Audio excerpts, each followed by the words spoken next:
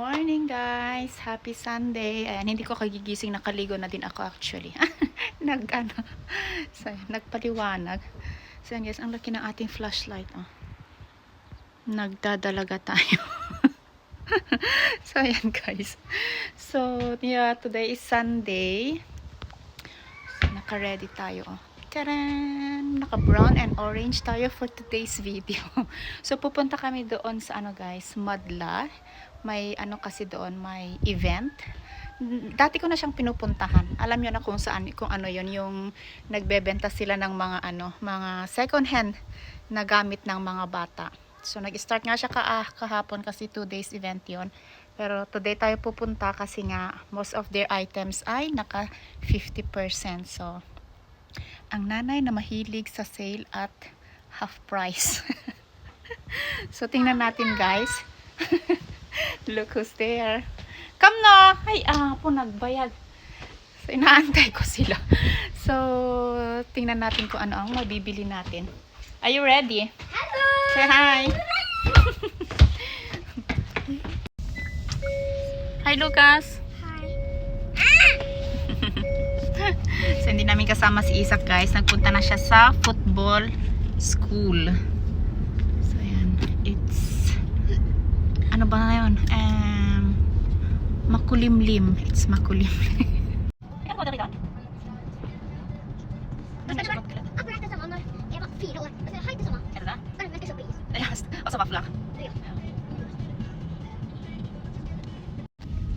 So, andito na tayo guys.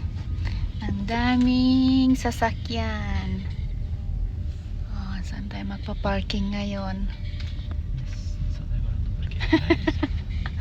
Diyos ko.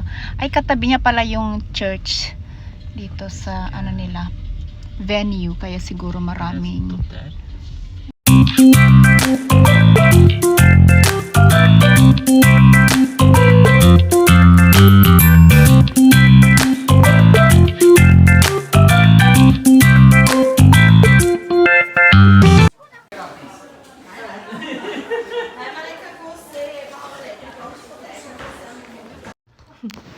Hi guys! Say hi! Happy! Ayan! Hey, excuse me! Happy! Happy! Excuse me! Duh! So, ayan guys.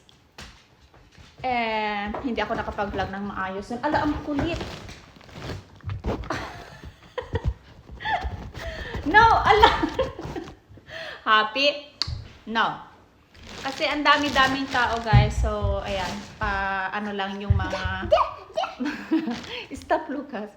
Mga pahapyaw lang yung mga vlog ko, yung mga video ko doon. So, ayan. Ipapakita ko sa inyo itong aking mga nakuha sa Stavanger Kids Sale. So, ang binayaran ko is, lang. Lahat ng items na kinuha ko is 50%. So, lahat ay half price. Saan ba? Ang haba-haba naman nito. It's 430 kroner guys. Ang dami-dami kong nabili. Items. Parang 19 lang pala. So, ayan. So, unahin ko na itong winter jacket. Lucas, can you go and... Ay, tinanggal na pala. No, thank you, anak. Tinanggal na pala yung mga tags. Ayan. Winter jacket siya. What? So, ayan. Magkano ba itong jacket? Hindi ko maalala. Tan-tanan-tanan. Mamma, kan du se kontrolleren? Here.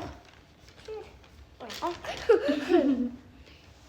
Pero 100 kroner ito guys. So half price. Excuse me Lucas. Half price siya. So 50 kroner na lang. Ayan. Dito na ako sa taas. Dinala ko sa taas kasi mas maganda yung lightning natin dito. So ayan. Maganda pa naman siya. It's... Kung sa next kasada, Jotunheim of Norway. Ang tatak niya. So, ayan. Next is long sleeve. Ayan. 5 to 6 years old. Pag naliitan ito ni Lucas by next year ay... No, anak ko! Ayan guys, lumipat ako dito sa may... Natutuling ako. Inaantok ka, Happy? na maglalaro kasi si Lucas. So, itong long sleeve, ayan, H&M, para kay Lucas. Actually, 5 to 6 siya. Kinuha ko na lang siya. Magagamit pa niya siguro this year.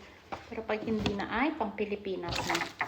So, itong mga nabili ko pala, guys, ang pinakamahal na nabili ko ay 50 kroner. Dalawang 50 kroner. Ayan. So, lahat na is, nasa 50, nasa 5, 10, 750. Tapos, ito, t-shirt. Ayan. Pang teenager. Pang Pilipinas din to. Iba. Pang Pilipinas yung iba. Para sa pamangkin ko sa Pilipinas, guys. Ang cute. Team Avengers. Ayan, kinuha ko din yan. Ay, may nabili pala akong Chinese chess. Chinese chess. Ayan. Gustong-gusto kasi ng mag-aama kong nilalaro ito kapag nasa kami kinabyanan. May ganito sila. So, binili ko na. Half price lang naman. T-shirt again. Ito mga t-shirt pang Pilipinas ito. I mean, ibibigay natin siya sa Pilipinas. Sa mga bata doon. Yung mga pamangkin. Ayan, ito din. Pajama. Look, I bought for Luke, Isa. Han älskar bruka pyjamas, no? Han har bara den blåa. Mag-isa lang ata yung pajama. Ngayon lang siya nakahiligan niya yung paggamit ng pajamas. Si Isa. Kaya yan, binilhan ko siya.